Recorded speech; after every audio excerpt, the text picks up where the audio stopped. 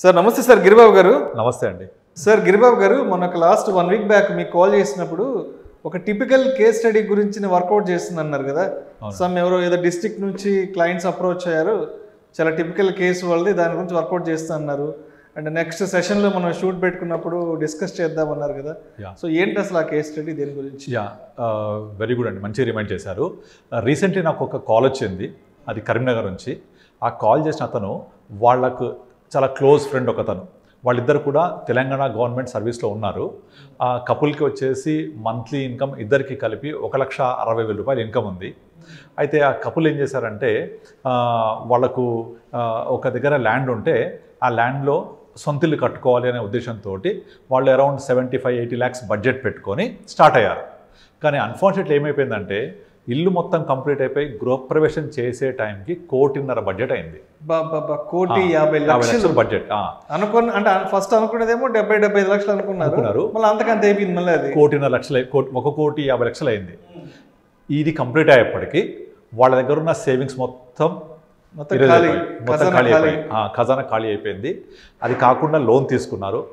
లోన్కి కట్టే ఈఎంఐ 92,000 రూపాయలు. 92,000 రూపాయలు నెలకి ఈఎంఐ కట్టాలి. అంటే ఆల్మోస్ట్ ₹1,00,000. ఏముంది కట్టాలి. ఎంత ముందు వరకు వాళ్ళిద్దరికీ కలిపి 1,60,000 రూపాయలు జీతం వచ్చినప్పుడు ఎంత హ్యాపీగా అకౌంట్లో డబ్బులు కనపడేవి, సంతోషంగా ఉండేది, లావిష్గా ఉండేది. ఇప్పుడు ఇల్లు ఉంది, ప్రాబ్లం లేదు.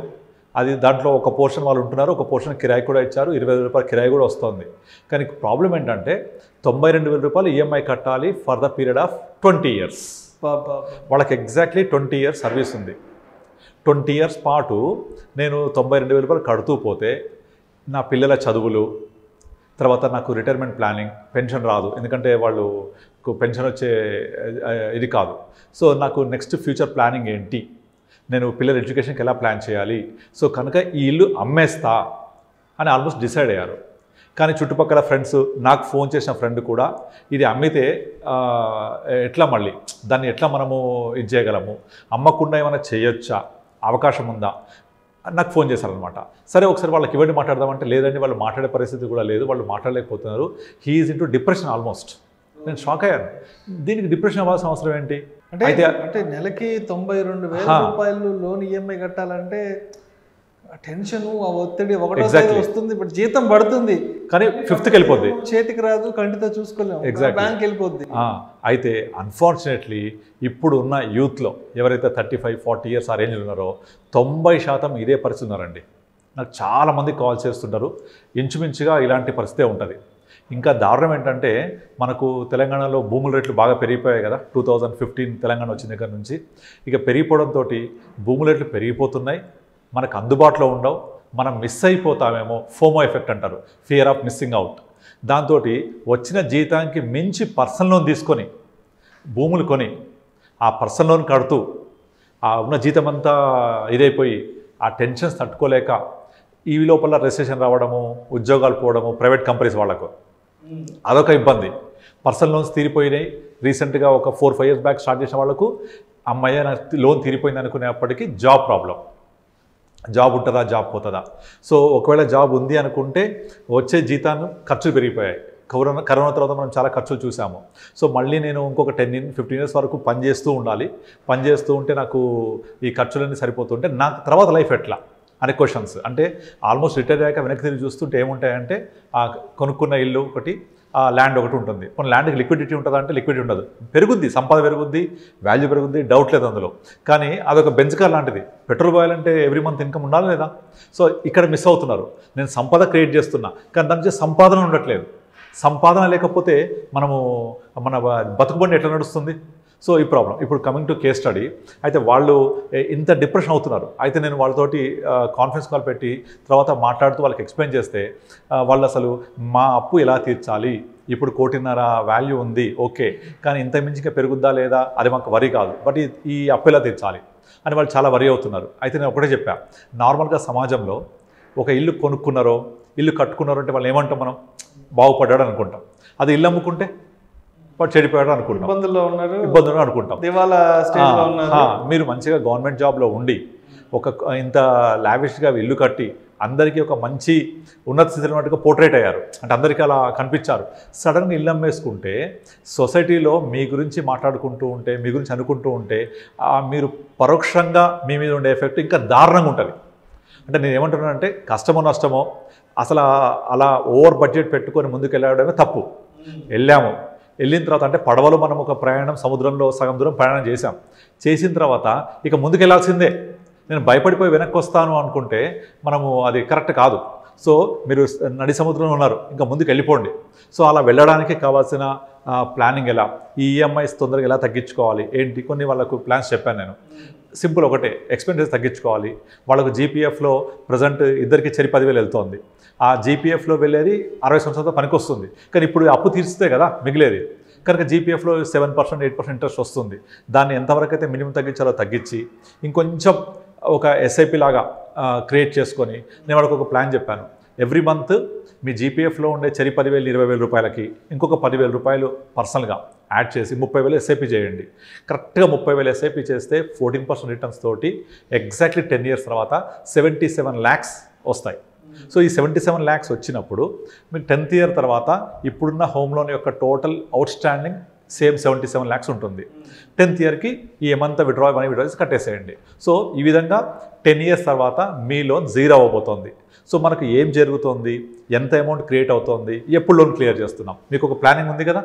ఈ ప్లానింగ్ ఉంది కాబట్టి ఈ ప్లాన్ ప్రకారంగా వెళ్ళాలి. మళ్ళీ గవర్నమెంట్ పిఆర్సీ వస్తుంది, పిఆర్సీ వస్తే కొంచెం ఇన్కమ్ పెరుగుతుంది. సో నెమ్మదిగా మనకు ఆ వచ్చే ఇన్కమ్ నుంచి మనము మన ఖర్చులు తగ్గించుకొని వెళ్ళాల్సిందే. ఎందుకంటే ఒక ప్రయాణం చేశాము, ఒక ఎక్స్పెండిచర్ పెట్టేశాము, దాన్ని వెనక్కి తిరిగి సొసైటీలో మనకు వచ్చే చెడు ప్రభావం నుంచి తట్టుకొని ఇంకా డిప్రెషన్లోకి వెళ్ళే బదులు బెటర్ ఉన్నదాన్ని ప్రాపర్గా ప్లాన్ చేసుకుంటూ లోన్ క్లియర్ చేసుకొని ముందుకెళ్తే మనకు ఒక కాన్ఫిడెన్స్ ఇస్తుంది తెలియకుండా. ఆ కాన్ఫిడెన్స్ తోటి మీరు లైఫ్ని ఇంకొంచెం మంచిగా మనం లీడ్ చేయొచ్చు. అంతేగాని భయపడి ఎట్టి పరిస్థితుల్లో ఇల్లు అమ్మొద్దు అని గట్టిగా చెప్పాను నేను వాళ్ళకు. ఇల్లు అమ్మితే మాత్రం ఇల్లు అమ్మాము, అరే నేను కొనుక్కున్నాను, కట్టాను, కానీ అమ్మేశాను అనే ఒక ఫీలింగ్ ఉంటుంది, అది జీవితాంతం వెంటాడుద్ది. అదే మీరు ప్లాన్ చేసుకొని 10 yearsలో లోన్ తీర్చేసేయండి, ఇల్లు సొంతమవుతుంది కదా. అక్కడ నుంచి రిమైనింగ్ అప్పటికి 50 years వస్తాయి, ఇప్పుడు 40 కాబట్టి 50 years తర్వాత ఇంకొక 25 years బతికితే కూడా 25 years హ్యాపీగా సొంత ఇంట్లో ఉన్నాను, నేను కట్టుకున్నాను అనే ఒక ఆనందం ఉంటుంది. మిమ్మల్ని ఎక్కువగా బతికిస్తారు ఇంకా ఆనందం అనేది. సో అట్లా మీరు ఈ జరిగిన తప్పుని ప్లాన్ తోటి సరిదిద్దుకొని ముందుకెళ్ళాలి. అలా ముందుకెళ్ళడానికి ఒక ప్లానింగ్ ఏంటి అవన్నీ వాళ్ళకు సజెస్ట్ చేశాను. So they are very much happy, they started the planning also. So next మనం అనుకున్నట్టుగా 10th yearలో ఎప్పటికీ మన దగ్గర 77 లక్షలు చేకూరుతుంది. ఎప్పుడు మనం లోన్ క్లియర్ చేస్తాం. ఈ ప్లానింగ్ కనిపిస్తుంది కదా. మనం ఒక ఊరు వెళ్ళాలనుకోండి, సపోజ్ ఇప్పుడు ఇక్కడ ఢిల్లీ వెళ్ళాలి, ఢిల్లీ ట్రైన్ ఎక్కితే ఆటోమేటిక్గా ఢిల్లీలో దిగుతారు మీరు. మనకు డెస్టినేషన్ తెలుసు, వెహికల్ ప్రాపర్గా ఉంది, టైము ఉంది, so you will reach the destination. అలాగే ఇక్కడ మీ ప్లానింగ్ ఏంటి, ఇల్లు లోన్ క్లియర్ చేయాలి ఎప్పుడు, 10 years తర్వాత ఎంత ఇన్వెస్ట్ చేయాలి, అగైన్ మన దగ్గర ప్లానింగ్ ఉంది. ప్లానింగ్ ఉండడం అనేది సగం సక్సెస్కి చేరినట్టే, మనం హాఫ్ సక్సెస్ అయినట్టే ప్లానింగ్ ఉంటే. రిమైనింగ్ ఎగ్జిక్యూషన్లో ఉంటుంది. సో అట్లా మనము హెల్ప్ చేసి వాళ్ళకి నేను వాళ్ళ యొక్క ప్లాన్ తోటి వాళ్ళ యొక్క డేట్స్ అని చెప్పడం వల్ల వాళ్ళు చాలా హ్యాపీ ఫీల్ అయ్యారు. సో అట్లా నాకు అనిపించింది అనమాట. చాలామంది నేను చూస్తూ ఉంటాను, ఈ సాఫ్ట్వేర్ ఎంప్లాయీస్ ఉన్న వాళ్ళు, వాళ్ళకి ఇప్పుడు జీతం వాళ్ళకి 2 లక్షలు 3 లక్షలు ఉంటుంది, కానీ రేపు పొద్దున ఆ 2-3 లక్షలు ఉండవు కదా. సో అప్పుడు నాకు ప్యాసివ్ ఇన్కమ్ రావాలి. సో మనం ఎలా చేయాలి, ఈ ప్యాసివ్ ఇన్కమ్ రావాలి అంటే ఇప్పటి నుంచి ఎంత ప్లాన్ చేయాలి, ఎంత సేవ్ చేయాలి. ఆడంబరాలకు పోయి ఎక్కువ ఖర్చులు పెట్టేసి సొసైటీలో షో ఆఫ్ కోసం చేసి నాకు కొత్త ఫోన్లు వచ్చిన కొనుక్కుంటూ పోయి కొత్త కారు వచ్చినప్పుడల్లా మార్చుకుంటూ పోతే రేపు పొద్దున ఉన్నాయి కదా అని ఖర్చు పెట్టుకుంటూ పోతే రేపు పొద్దున అవసరమైన అమ్ముకోవాల్సి వస్తుంది. అది ఎప్పుడు చేయొద్దు అట్లా. సో ప్రాపర్ ప్లానింగ్ ముందు నుంచే ఉండాలి. ఆ ప్లానింగ్ ఉంటే ఫ్యూచర్లో ఎటువంటి ఇబ్బందులు లేకుండా మనము రీచ్ అవ్వడానికి హెల్ప్ అవుతుంది. సో ఇలాంటి కేస్ స్టడీస్ చాలా జరుగుతూ ఉంటాయి, చూస్తూ ఉంటాను. సో అవన్నీ మనకు హెల్ప్ చేసినప్పుడు చాలా హ్యాపీ అనిపిస్తూ ఉంటుంది. చాలా మంచి విషయాలు చెప్పారు. ఎందుకంటే రీసెంట్గా నేను కొన్ని చూశాను. మామూలుగా ఒక మిడిల్ ఇన్కమ్ గ్రూప్ ఉన్న వాళ్ళు కూడా చాలా పెద్ద బడ్జెట్ బ్యాంక్ నుంచి లోన్ తీసుకొని 70 లక్షలు 80 లక్షలు లోన్ తీసేసుకొని ఇల్లు కడుతున్నారు. తర్వాత 1-2 years తర్వాత 4 years అప్పుడు రియలైజ్ అవుతున్నారు. ఈఎంఐ నెలకు 60-70 వేలు ఈఎంఐ కడుతున్నప్పుడు అప్పుడు తెలుస్తుంది ఆ పెయిన్ అనేది. అవును. ఏంటంటే ఒక షో ఆఫ్ కోసం వాళ్ళు కొనుక్కున్నారు వీళ్ళు కొనుక్కున్నారు అని చెప్పేసి మనకి ఎంత శాలరీ వస్తుంది ఏంటనేది మైండ్లో పెట్టుకోకుండా బ్యాంక్ వెళ్ళేసి ఒక 50-60 లక్షలు లోన్ తీసేసుకొని చాలామంది స్ట్రగుల్ అవుతున్నారు. ఇంకొంతమంది కొన్ని సినారియోస్ ఎలా ఉంటాయంటే ఇల్లు రెనోవేషన్కో లేకపోతే ఇంటీరియర్ డిజైన్కి కూడా 20 లక్షలు 30 లక్షలు లోన్లు పెట్టి ఇంటీరియర్ డిజైనింగ్ కూడా చేయించేసుకుంటున్నారు. ఏంటంటే అందరు చేయించుకుంటున్నారు, మేము కూడా చేయించుకోవాలని. బట్ ఇప్పుడు మీ దగ్గరకు వచ్చిన కేసు ఇది ఇంకా నయం, వీళ్ళు గవర్నమెంట్ ఎంప్లాయీస్, వీళ్ళకు జాబ్ గ్యారంటీ, శాలరీ గ్యారంటీ కొంత బెటర్. అదే think about the private employees. అంటే ఇప్పుడు మీరు చెప్పిన కేస్ స్టడీ ప్రకారం వాళ్ళ జాబ్, వాళ్ళ career end of the day, వాళ్ళ రిటైర్మెంట్ అయ్యే రోజు వరకు వాళ్ళ జాబ్ గ్యారంటీ ఉంది. ఉంటాయి.